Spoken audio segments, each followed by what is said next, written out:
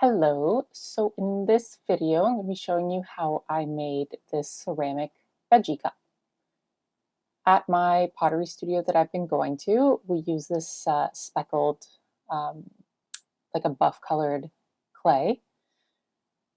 So here I am, I'm not a master at all, I'm not super experienced, but I've done 2 semesters now and I've learned kind of all the basics so far, and I've made these really cute veggie cups. So I've just kind of throw it to kind of any sort of size that I feel like I would like to have at home.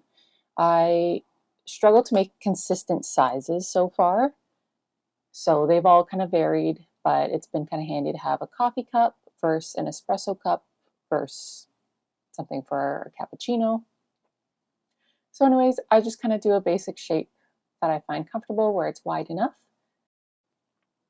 Now, the handle that I do attach after trimming, I didn't film it here because half the times I don't actually add handles. I prefer to use my cups without a handle.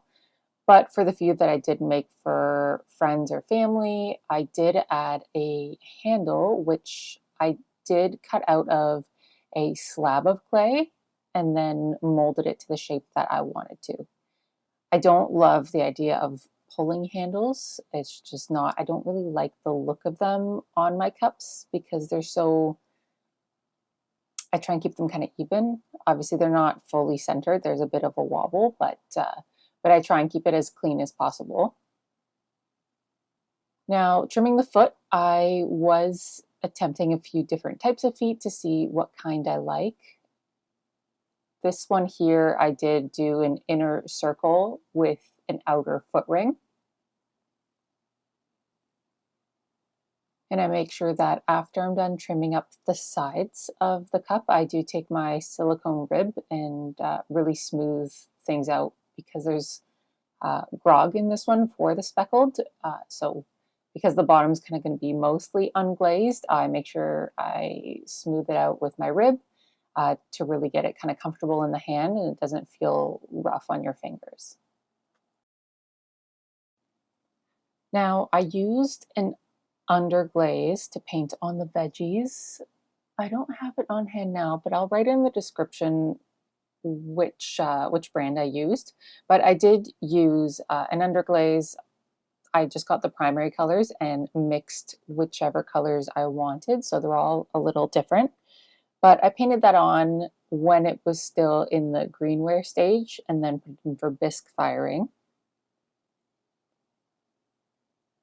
Then once it's done with the bisque firing, I did rinse down my pots, and then here I'm taking a liquid latex and I put it on top of all the green tops. Sometimes I'll bring it down a little bit onto the veggie, but I'm mainly only putting the white glaze at the top. That's going to be kind of around the green leaves. So I go in, I usually cover majority of the leaves and a bit of a border. This one, I think I already had painted it on, and then some spots I just wanted to make it a little bit thicker, so I went over it. But I make sure I put all the latex on there, and then once it's completely dry, I've been using this PSH Snow White glaze. So always give it a good shake. Sometimes I'll whisk it, but usually just kind of shake it up. Then with a specific glaze brush, I put on a pretty thick coat, and I put 2 to 3 coats.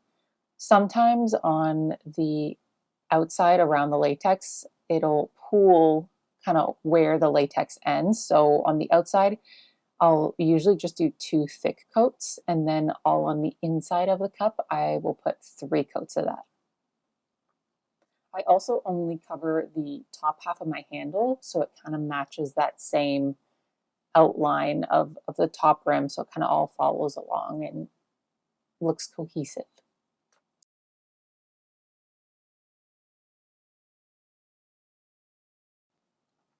Once the glaze has dried, I take my pin tool and I very gently pick at the edge of where the latex is, and I just pull it right off. Usually there is some sort of like the dry glaze does crumble off of this, so I make sure to wear a mask so I'm not breathing any of that in. So sometimes you can do it while it's still wet, but I just don't want to get any of the glaze back onto the green leaves. So I usually just wait till the whole thing has dried. But the latex for me is satisfying to peel it off. Some of my classmates really don't like it, but I personally don't mind it and find it kind of satisfying. So you can see kind of here where the crisp edge of like how far I leave an outline around the green. Yeah, not a huge outline, but just enough. It's all just kind of hand drawn and cartoony.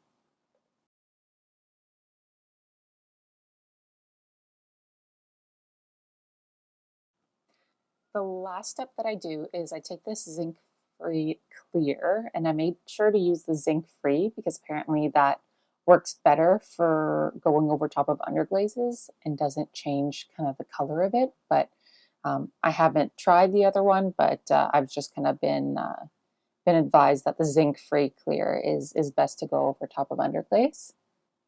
So I go in with a smaller paintbrush and I just put on one fairly thick coat.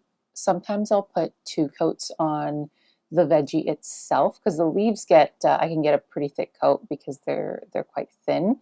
But if the veggie part is quite wide and it leaves kind of too thin of like brush strokes, then because I'm just using an acrylic paintbrush here, I'm not using a specific glaze brush, then I'll go over the actual veggie part. But usually 1 to 2 coats is something that I've liked using. And so this is kind of the finished piece here. I sampled around a couple different handle shapes and different veggie sizes. And yeah, that's how they turned out. I hope you enjoyed watching this. And if you do make any, you can find me on Instagram and tag me in it. But yeah, one day I hope to add some potato into the mix, maybe a couple radishes, but we'll see. Thanks for watching, guys.